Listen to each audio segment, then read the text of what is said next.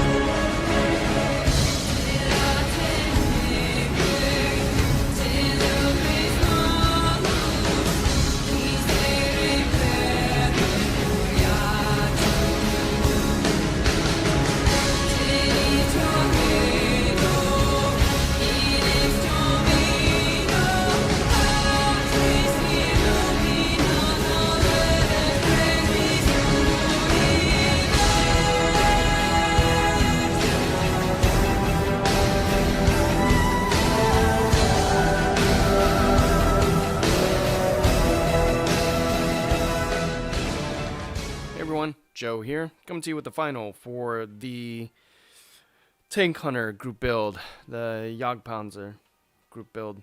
I'm finished. Let's put it that way. This isn't going to go any further, so let me just show you what we got. Here is our Hs-129 148 scale AMT kit, which is a reboxing of an Eschi kit. That's an ESCI kit from a long time ago, which I found out. So this wasn't even a real AMT kit. This predates that. And so we just have to put the radio line in, and we're calling it quits. I will say that it's finished. It's not to my liking, and I'm disappointed I spent a lot of money on decals and things, which I'll point out.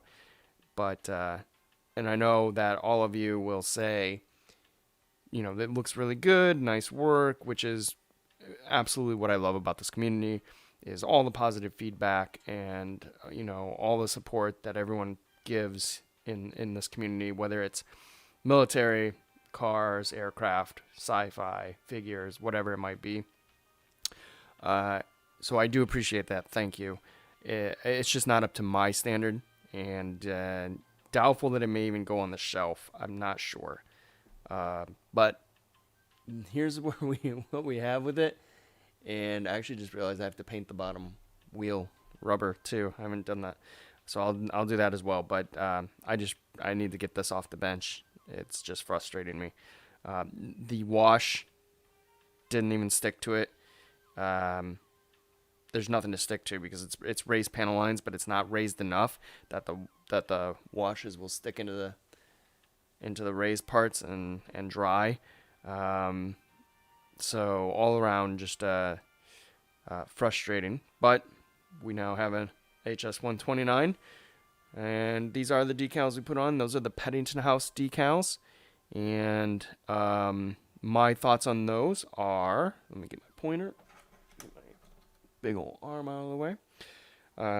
My thoughts on those are they lay down super well. They're very thin.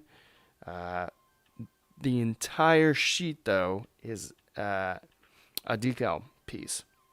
Excuse me, a decal piece. And what do I mean by that? So, I kind of cut around the decal, the iron cross here, and when I go to put it on, the film is gigantic as much as I cut.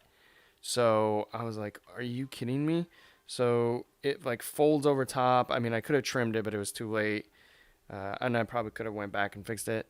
So if you get these Peddington House decals, just know that the carrier film is the entire sheet. it's not split anywhere. So you have to cut very, very closely to the decal as you see fit. Saying that though, they did go on well, so not bad at all, really. And they sink, well, they would sink down if there was recessed panel lines. And I'm not complaining about raised panel lines. I'm just saying if there was recessed panel lines, they would sink down. So used the little Mr. Marks softener and setter, and everything worked out well. This panel right here is actually meant to be open, so it's a separate piece. That's why it looks maybe a little off. It's supposed to show some engine components or whatever it might be, and we didn't want to leave that off. There wasn't much detail to that anyways. We do have our big scratch built 75mm cannon in, which again, reminding you all, that is a tank barrel. Okay, so when you see a tank with the 76mm cannons, like the Shermans, the 76 Shermans and things like that, that's what that is. So pretty crazy to have that on an aircraft. The engines did not set in right, but we got them kind of set in place. They're not going to spin for sure.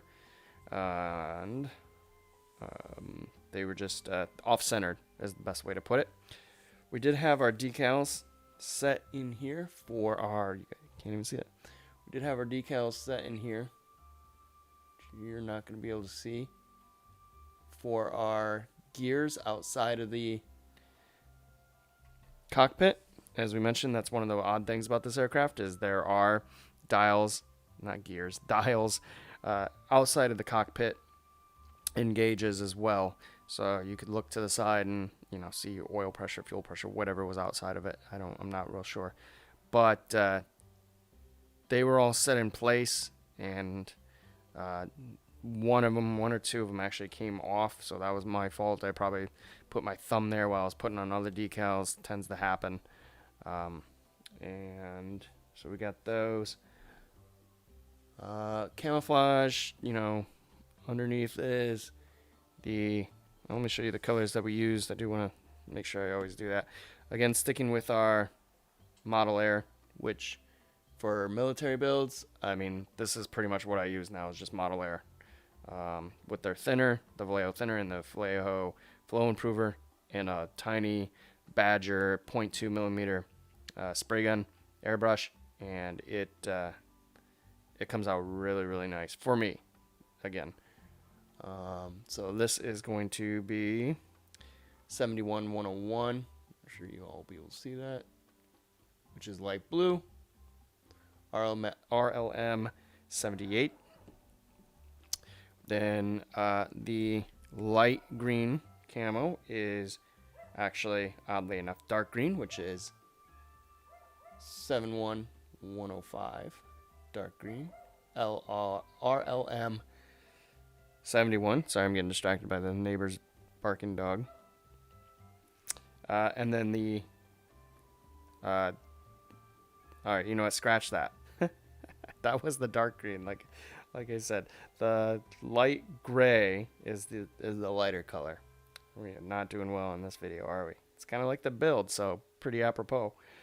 71-260.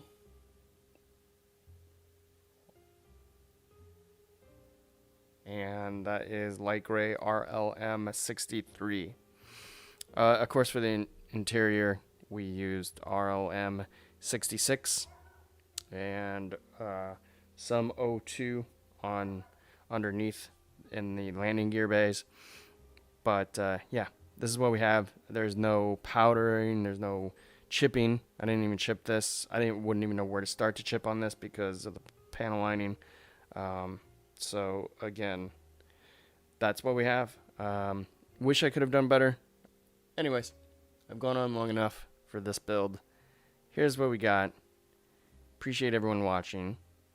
Thank you for all the positive comments throughout the last videos, and I hope you're all doing well. Until next time, take care.